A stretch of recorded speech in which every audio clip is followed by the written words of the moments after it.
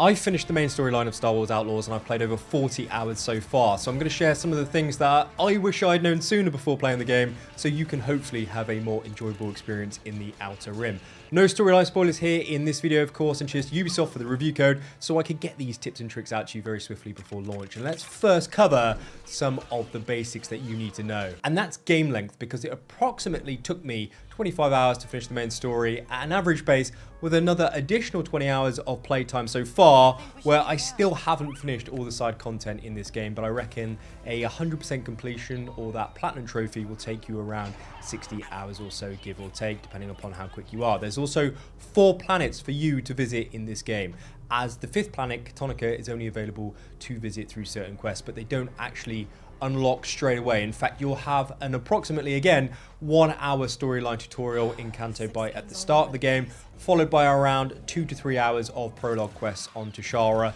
if you stick to just those main quests. You'll then be able to leave Tashara's orbit, and this is when the game is kind of fully open to you, as you can choose to travel to the remaining 3 planets in any order you wish, with no restrictions on when you want to leave each one. That said, there is no New Game Plus in Outlaws, so if you don't want to power through the main storyline quest straight away and you want to take your time exploring, then that is also fine, because each region or planet, I kind of should say, is like its own individual open world map with the same activities or world activities to do in each one, so you're kind of not missing out on anything really, which is a nice segue into some exploration and world restrictions that you definitely need to know about. And that's because you will come across certain areas very early on in your playthrough which you just won't be able to access without a special ability or a certain tool. The first and very important one being the ability to slice computers and locks throughout the game. Now, to get this skill, which I recommend you make a priority, by the way,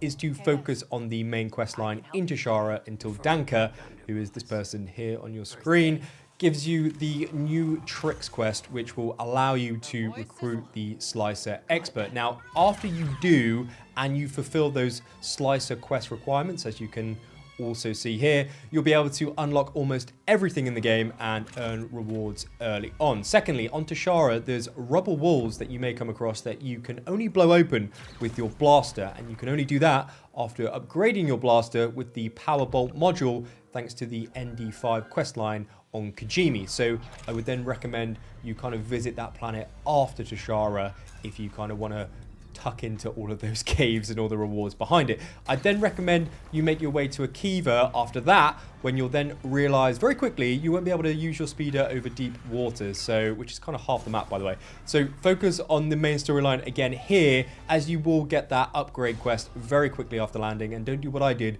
which is pretty much ignore the main storyline quest line there and then try and figure out a way how to get around all of this water. Just do the quest line, and you'll save yourself a lot of time. Now, Syndicates, they are the most important mechanic in this game, and there is a few important things again here that you need to know. The first being that you won't be able to see all 4 of these Syndicates in your menu until you visit the planet of Kijimi, which will unlock the Ashiga clan. Now, as you play through this storyline and side quests in-game, you will be able to make personal decisions and choices that subsequently increase or decrease your reputation with that particular syndicate, that kind of play off each other quite a lot here, with the reputational meter having 5 levels, those being terrible, bad, poor, good, and excellent. Now, in the name of Star Wars science, I have maxed out all syndicate reputation meters to terrible and also to the excellent level, and nothing significantly game-changing happens here in terms of storyline, but the open world does respond to you very differently depending upon who likes you and who doesn't really, which we'll go over next. But what I would say, as you do begin your playthrough, is don't fret or worry about the reputational decreases or increases as they kind of happen in real time, or that you're subsequently kind of forced into. They are very easily reversible, and you should kind of make the choice that is perhaps the most fun for you, and without worrying kind of about it too much, because yeah, you can just get it back very, very quickly. Now, if you have learned something new or you're enjoying the video so far, please do leave a very swift like down below, as it really does help me out on YouTube, and I've got a lot more videos, tips and tricks coming your way in the coming days. Now, let's stay on Syndicates just a little bit longer and talk about reputation, because some Syndicates are better than others in terms of the rewards they offer you, as well as the opportunities they provide throughout the game. In fact, I would highly recommend you work on trying to get all of the Syndicate reputational meters that we just went through to the kind of good level overall, and there is a few reasons for this. Firstly, being at the good reputation level allows you to freely move around all of the specific faction areas across the different planets, which you can't enter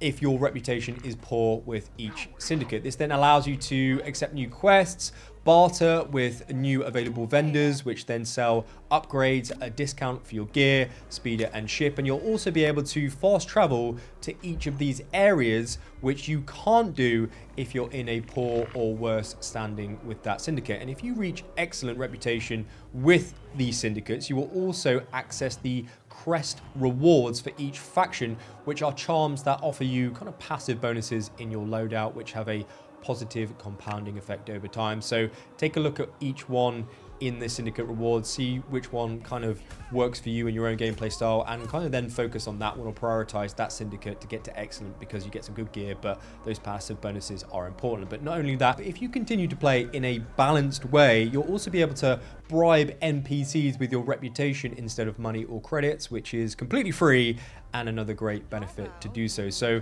what I would say is get those reputations to good early on in the game, and you can't really go wrong, in my opinion, which is a nice transition into open world activities, actually, because another reason why you want to have a good reputational standing or level with a syndicate is because inside every syndicate area, which I will kind of just highlight on your map here so you kind of know what I'm talking about, is a secret vault where they actually keep 5k or 5,000 credits as well as gear upgrades in them. Now, all you need to do is actually find the vault, which doesn't take too long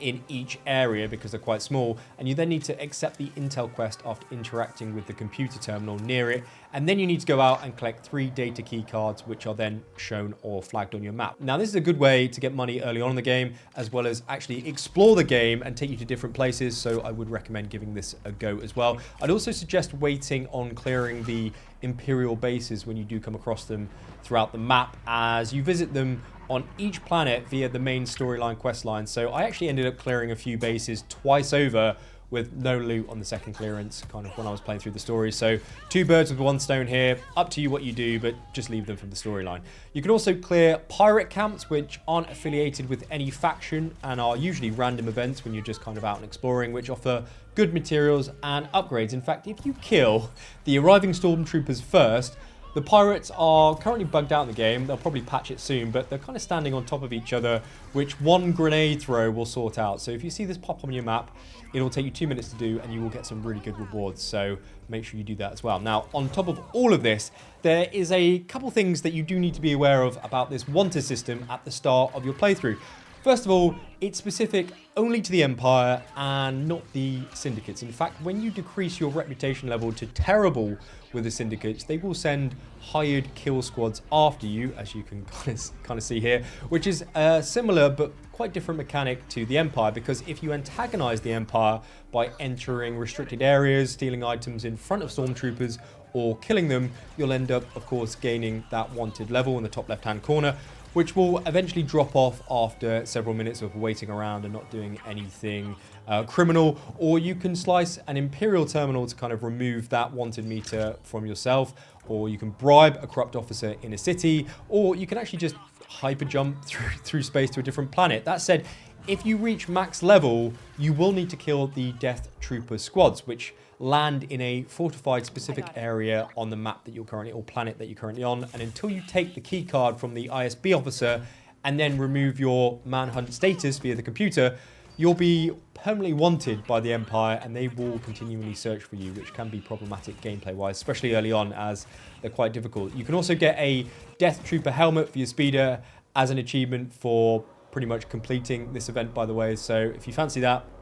give it a go, max out that Empire wanted level and have some fun. Now, I briefly mentioned the Slicer Expert earlier on regarding important ability unlocks for world restrictions, but as you progress through the game, there will be a few intel quests kind of popping up in your quest log randomly about unlocking new experts that will then offer you actionable in-game challenges, which will then reward you with a new ability. Now, some of these are, of course, better than others, but there's a couple here that you should focus on obtaining sooner rather than later, as you can unlock all of these ones that I'm about to walk you through on Tashara very early. The first is the Armored Light Shirt from the already unlocked Bartender, which then can be unlocked by purchasing or looting these materials from enemies throughout the world or from vendors, and that will then allow you to increase your health. The second is the light-footed ability from the Slicer, which reduces the noise K makes when sprinting around, which is super overpowered and allows for fast takedowns. It's a really nice buff, this one. And the third is the Scoundrel Pouch from the Mechanic, which will increase your back to vials capacity, which is health pots essentially, and grenade storage, which is great to have early doors, with the Mechanic also offering the speed boost upgrade for your speeder, which is a no-brainer when exploring throughout these planets. It's super fun when you get the hang of it. Now, when it does come to gear and upgrades, Outlaws is a little different in this open world, as stats aren't visible, so it's kind of really hard to recognize the impact that they truly have when you're playing when it comes to gameplay. That said, there's only 3 gear loadout slots available to you here in this game. Those being the chest, belt, and pants, with your blaster having 3 different shooting modes, which are upgradable at the workbench in your ship. Those being the plasma module for damage, basically, the iron module to break down enemy shields and droids, and the power bolt module used to break down walls and blow up stuff, as we spoke about earlier. Now, each of the 3 wearable gear pieces will come with a variety of unique stat bonuses on them, with certain gear sets activating an additional buff, which when you equip all 3, that will then appear in game, such as this ISB outfit I unlocked by maxing out my Pike reputation, which allows me to kind of lose my wanted level quicker and avoid detection by Imperials. It's also important to note that this gear piece is called Superior, and that's the stuff you're after, really. So prioritize that, as the game's kind of hidden stats that we can't see on Superior gear is way better than the standard gear pieces, which is then reflected in combat. You will feel that impact happen when you do equip a superior piece of gear. Now, as for vehicles, the same kind of mechanics apply here for them, where after you're able to fly your ship, as well as unlock the speeder vendor for upgrades through the main quest line earlier on in Tashara, you'll be able to improve the handling and speed of both of these vehicles by cashing in the materials you've looted around the world, as well as purchased from vendors, as the game kind of tells you that you need that kind of like specific item when hovering your cursor over it when you're in that vendor menu. Now, as for your Trailblazer ship, if you do plan to head out into the orbit of each planet, you'll find an assortment of activities not kind of too dissimilar from the world activities on the main planets.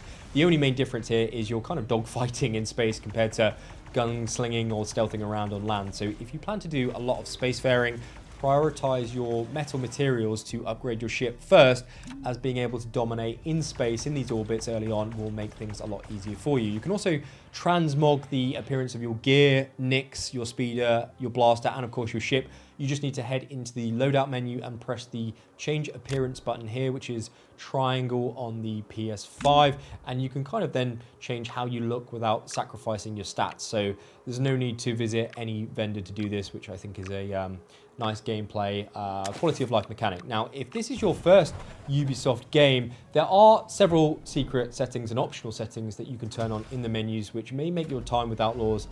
less frustrating, I should say, and more enjoyable. First of all, you can save the game with your own save slots at any time, so I'd recommend doing this before you decide to leave each planet, or when you kind of first arrive on each one, just in case you ever want to go back to it. In fact, the game auto saves a lot, so if you do find yourself losing reputation with the Syndicate, and which you didn't mean to, or you picked a choice that you didn't want to make, just load and autosave a few minutes before and you can just start that again. There's also a huge amount of lockpicking and slicing in this game, which can get really tedious, to be honest with you, and quite annoying after several hours. So you can actually have them auto complete when you do come across one, but just be aware that by turning this off, it will then affect the progress of your kind of completionist or platinum trophy. So perhaps turn this setting on after you've kind of got that trophy. Additionally, when you're in combat and you use your blaster too much, it will overheat, and you'll need to kind of time this mini game correctly for it to kind of reload faster. That, of course, can get pretty annoying when there's a lot of things going on. So you can actually have this turned on to autocomplete every time if you want to, which may make combat more enjoyable for you. It certainly did for me after kind of like 20 hours in, and I kept messing those timers. Now, I've made another helpful video like this one with even more tips and tricks, so give that a click on your screen or on your TV, on my face right now, so you can get even more out of this awesome game, and subscribe if you haven't already done so, because there is a lot more to come. I'm going to be covering this game over the next several months. My thanks to Nika for helping me make this video in early access for you. I think coffee's on her, and I'll see you in that next video in just a second.